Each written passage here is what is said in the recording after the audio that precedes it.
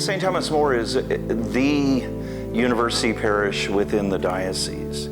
So it is unique. There is no other parish like it.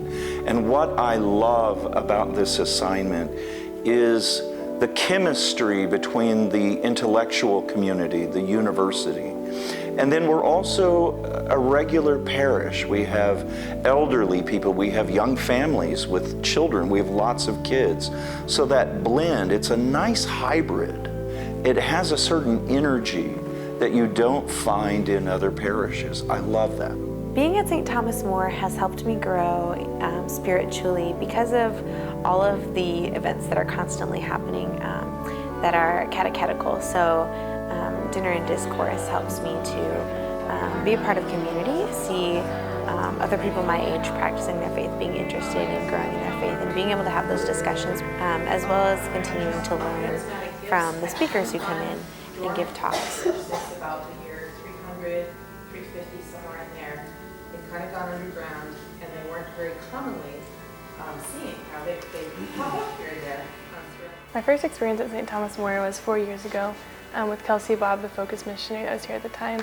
She took me here to St. Thomas More and kind of held my hand and walked me through what it's like to be back at church.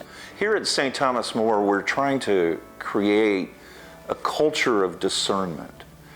Young college students often hear their calling while they are in college. Are they called to married life?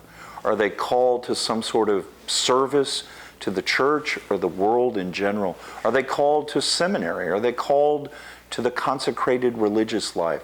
So our efforts here at ministry and in supporting students is trying to help them find a place in which they can hear the call of God in their life, and then to give them the spiritual resources and strength they need to answer the call.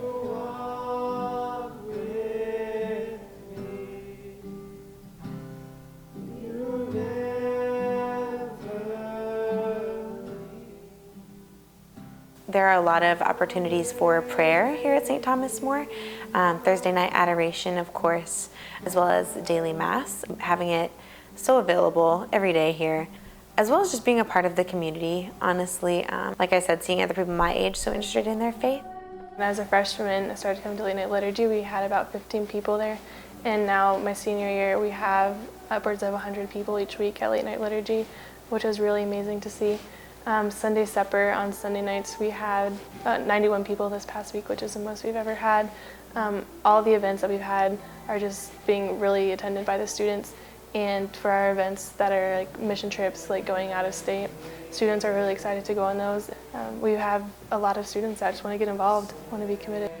Here in this college campus community, one thing that I've noticed is that the sacrament of confession is alive and well. That offer of divine grace and healing is something that appeals to this generation of students.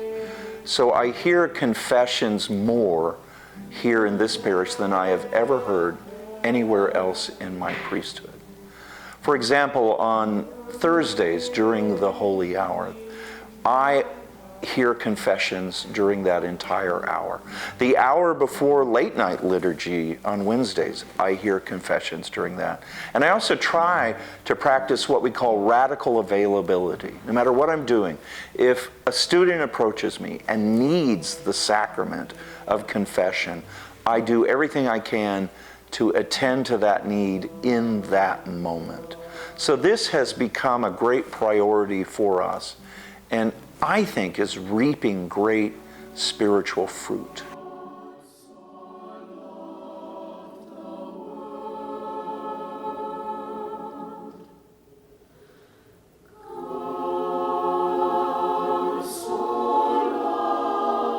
My best advice for incoming students would be get involved at the church.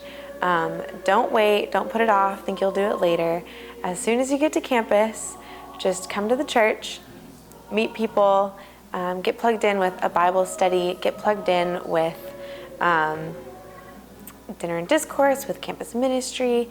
Get plugged in somehow. Make friends here at the church, friends who will hold you accountable to your morals, hold you accountable to your faith, and continuing your relationship with the Lord in college. My advice for incoming students is to get involved and for them to meet the community that's here and to find someone to hold them accountable for the things that they want to grow in.